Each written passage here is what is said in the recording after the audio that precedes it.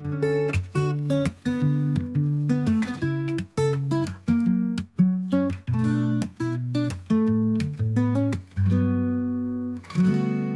6 pagi, kabus masih tidur. Sampan kecil kami tinggalkan jeti. Air tenang dayung perlahan. Okay, kini tu kami orang nak ke Clear Water Cave bersama Amai.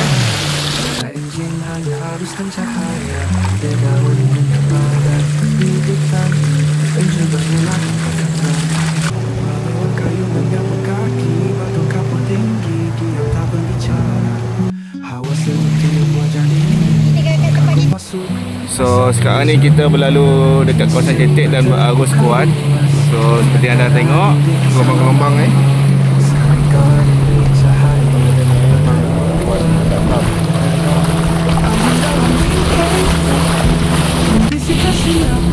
Okey, sepertinya kita dah sampai ke tempat checkpoint kita untuk turun.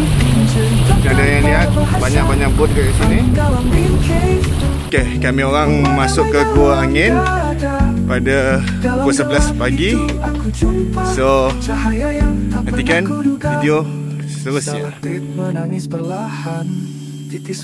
Kita dah sampai depan pintu gua, guys.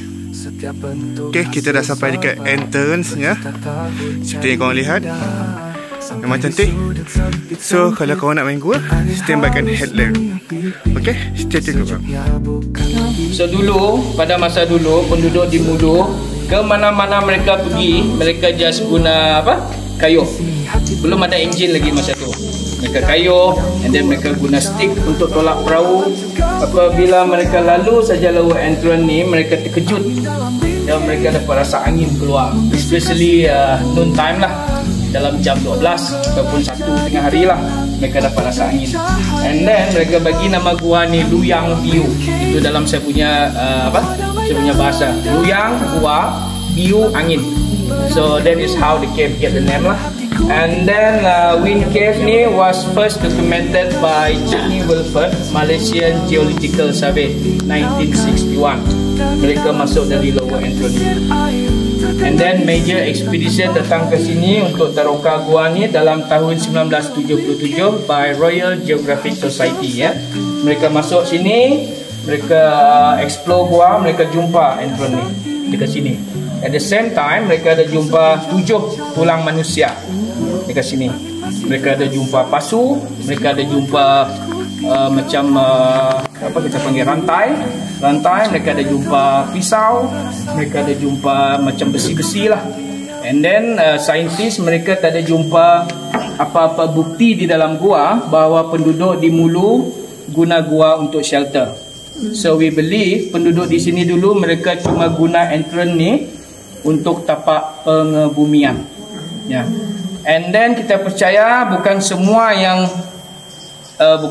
penduduk Mulu guna tapak bukan semua guna entrance ni untuk tapak pengebumian lah.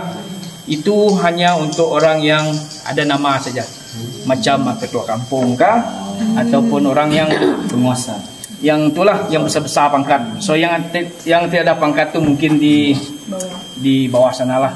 So entrance gua ni hanya untuk VIP lah, senang cerita, VIP. And then 1988 saintis mereka datang balik ke gua ni, mereka ambil itu sampel tulang manusia dekat bawah ni. Mereka bawa balik, mereka kaji. And then dia punya result 3000 years old. So Wind Cave, one of the oldest known of human skeleton was found lah. And then dia punya tulang manusia, selebih dia tu mereka simpan di museum di Kuching. Ada siapa dari Kuching kat sini? Ada. Orang main ni. Dari Kuching. Pernah pergi museum sana kah? Ada nampak tulang manusia? Ada mereka mention Mulu? Ada. Okey. Banyak. Sebab saya pun, kami orang guide sini tahu daripada expedition. Kita orang sendiri pun belum pernah pergi sana. Kalau mereka orang tipu, kita orang pun ya ajak lah. So this mean betul lah tu. And then dia punya serpihan-serpihan yang kecil tu masih ada lagi tinggal, tapi kita tutup dia guna atap ni untuk respect lah. Respect. Masih ada. Ya, masih ada lagi. Masuk gigi. Dia punya gigi-gigi, serpihan-serpihan yang kecil-kecil masih ada lagi bawah ni. Alright, so itu dia punya sejarah Gua Angin lah. Bukan sini saja. Entrance yang lain pun ada tulang manusia juga. Tapi yang paling tua sinilah, 3000 years old. Ya. Sorry Ani. Okay, so after this kita akan masuk ke dalam gua. Kita akan jalan sepanjang 350. Tempat ini tempat yang sangat sempit. So kita akan dapat rasa angin nanti sini. So kadang-kadang dia punya angin ni kuat. Kita percaya angin dia masuk dari sini. Yang ini kita panggil tingkap gua. So angin panas dari luar dia masuk dari tingkap gua ni, and then dia akan tolak angin sejuk dalam gua. So that's why kita akan dapat rasa angin sini. Sometimes dia punya angin ni sangat kuat. Kita kena pegang handrail ni untuk masuk dalam. Sangat kuat. So saya harap hari ini dia punya angin kurang setengah. Ya, sebab tadi kan ramai sudah yang masuk dalam gua, so ya blok dah. Harap nanti kita tengok lah, And then kita continue. Yang ini highlight kita punya gua. Kita panggil ada King Chamber. So the reason kenapa expedition bagi nama ni King Chamber bukan disebabkan dia punya size, bukan. Disebabkan rupa bentuk batu di dalam sini. Dia macam rupa bentuk king dengan ada bentuk queen. So that is the reason kenapa expedition bagi nama ni King Chamber. Kita akan buat loop macam runabout lah. And then kita akan balik ikut jalan yang sama. And then gua angin ni dia bersambung dengan Clearwater Cave. Ini adalah laluan ke gua air jernih. And then ini ada satu aktiviti lagi kita panggil the adventure caving. So kena guna helmet, kena guna harness. 8 km, 8 km dari sini. So 6 km dia jalan kering. And then kita kena masuk tempat yang sangat sempit. Ada satu squeeze, contoh ini dinding. And then you kena masuk macam ni, ini dinding. And then kita tidak boleh toleh bawah macam ni, kena toleh macam ni. Bag pun kena buka, kena pegang macam ni. Tarik nafas yang masuk. Ya. Kurang lebih more than 5 meter. And then kena turun lagi more than 5 meter down. After dry passage, and then masuk dalam sungai 2 km. So that mean kena berenang.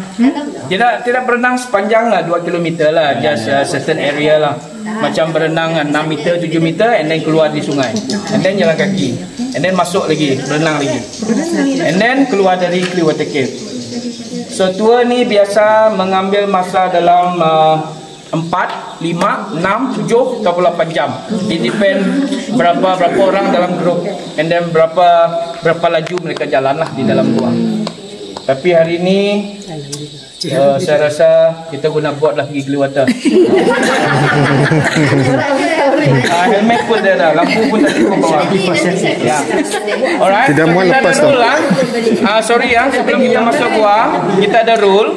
Rule pertama, kita tidak dibenarkan menyentuh mana-mana batu. Sebab kita punya kulit ni ataupun kita punya tangan ni, dia ada macam berminyak. Batu kapur ni dia sensitif buat merajuk. Kalau kita sentuh dia akan bertukar warna hitam. And then kita percaya proses untuk bertumbuh terbantut. So kita kena jaga kita punya gua untuk kita punya next generation lah, untuk kita punya anak-anak ataupun cucu-cucu lah. Jangan membuang sampah juga di dalam gua, terutama siapa yang guna tisu, dia boleh buang-buang And then tidak boleh keluar dari pathway. And then kita tidak dibenarkan teriak di dalam gua. Macam ada setengah orang ni dia mau dengar dia punya echo. Tidak boleh. Kita cuba respect dengan binatang yang tinggal di dalam gua ni. Kalau teriak nanti ada orang ikut balik. Ya, nanti ada yang ikut kamu balik. So jangan teriak. Just keep quiet. Melatah tidak apa, dia paham tu. Kalau melatah tidak apa. Jangan sengaja saja. Minum air yang manis tidak dibenarkan. Mineral water boleh, minum air manis tidak boleh, makan tidak boleh, merokok tidak boleh, vaping pun tidak boleh. So the reason kita tidak mau introduce makanan baru dengan binatang-binatang di dalam gua, sebab dia sudah biasa makan makan tai kelawar. Macam kita lah, kalau kita tidak biasa makan makanan orang putih, mungkin kita cepat lapar ataupun sakit perut kah? That's why. Itu dia punya reason, no? Alright, anything, kalau ada apa-apa soalan nanti dalam gua boleh tanya lah. Ambil video boleh. Ambil video boleh RM5 1 minit. Dah ada lagu je. Boleh free. Ambil video, ambil gambar suka hati. Janji jangan pegang batu saja. Kami tinggalkan jati air tenang dayung perlahan. So kita baru start masuk, agak licin. So hati-hati korang. So korang rasa angin. Tiada enjin, hanya arus dan cahaya. Daun menyapa dari tepi hutan. Adventure bermula tanpa kata. Laluan kayu menyambut kaki. Batu kapur tinggi diam tak berbicara. Hawa sejuk tiup wajah ini. Langkahku masuk, rasa berbeza. King's Chamber terbuka luas di antara dinding zaman lampau. Sky Garden beri cahaya pada ruang gua yang hening dan raw. Angin dalam wind cave membisik rahasia purba. Batu hidup bersuara diam mencerita tanpa. Selain itu saya ada bawa 4 orang Mat Saleh. Dia besar-besar semua badan lah. And then ada yang seorang Mat Saleh ni dia selalu show off. So ada satu perempuan ikut kita juga. Mungkin dia mau show off dia punya skill dengan tu perempuan lah. So dia berlari masuk dalam. Dia lompat sini, lompat sana. And then saya bagi tahu dengan dia, Thomas, jangan laju, nanti kamu tergelincir. Jalan tu sangat licin. Kalau tergelincir bahaya, nanti luka. No. Dia cakap dia expert. So saya biarkanlah. Dia lompat. And then dia miss dia punya step. And then dia tergelincir. Dia berguling jatuh ke bawah. Kurang lebih dalam 20 meter lah. 20 meter jatuh bawah. So dia punya tangan ni, tangan kiri dah tersepit masuk dalam batu. So batu besar. Saya pun tak pasti macam mana dia punya tangan boleh termasuk dalam tu. Mungkin disebabkan dia punya guling tu lah. And then dia teriak help. And then kami orang pun berlari turun bawah. Are you okay? Dia cakap no, I'm not okay. Dia cakap so boleh kamu tarik kamu punya tangan. Dia cakap tidak dapat sangkut. And then kita cuba lah tarik. Oh jangan, sakit. Dia cakap. And then dia punya kawan ni tadi stres lah. Saya dengar dia ni bising teriak. Lepas tu dia tampar dia punya kawan ni tadi pengsan. And then kita ada 3 orang ni kan. Kita cuba tarik kan. Kita orang hitung 1, 2, 3. 1, 2, 3 kita orang tarik kuat. So what happened, dia punya tangan ni tadi tercabut daripada dia punya badan ni. So untuk respect dia punya dia punya expert ni apa semua, kita letak dia punya tangan semua di sini. Mau tengok dia punya tangan? Masih ada sini lagi. Ada? Uish. Tangan Mat Saleh. Masih tergantung lagi ni. Tengok sini pointer. Tangan sebelah kiri. Anda nampak? Oh, semua serius. Jangan percaya itu. Kamu orang kan datang trip holiday, jangan stres. Kamu orang kan pergi healing, jangan fikir pasal kerja. Ini cuma dongeng saja, bukan betul. Tapi rupa betul, memang betul macam tangan kan? Rupa bentuk tangan. Sebelah tu cakap kaki. Mana? Jangan nanti ditambah cerita lagi. Nanti tambah cerita lagi. Boleh lah idea baru. Siapa tahu kaki. Alright. So sebelum kita macam rupa bentuk queen lah. Dia punya cap column. But terpulang macam mana you imagine dia punya batu. Kalau you tiada imagination, you just tengok batu saja. Yeah. King dengan queen.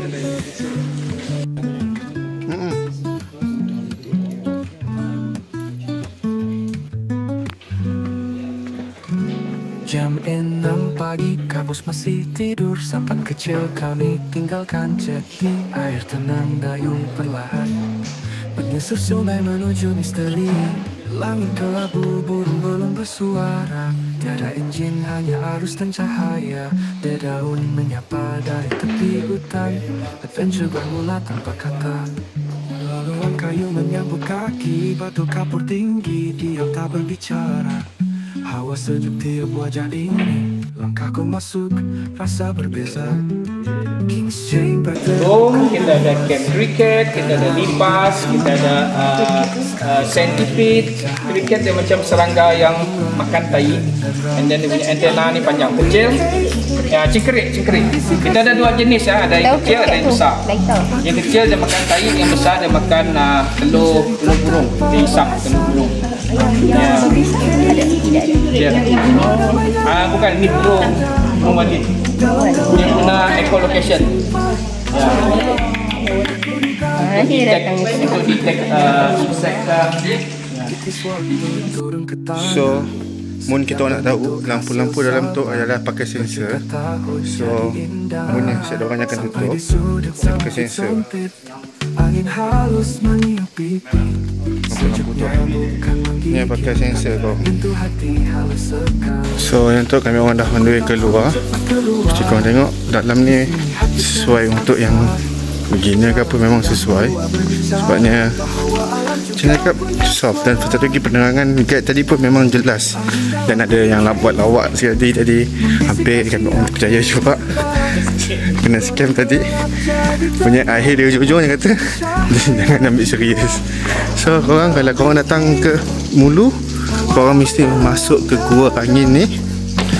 Korang mesti rasakan apa yang kami orang rasa. Memang menakjubkan, wow, masih cantik. So kini tu kami orang nak ke clear water. So korang stay tune. Kami akan tunjuk video seterusnya. Bye bye. Angin dalam Wind Cave, tak habis dalam satu lawatan. Aku hanya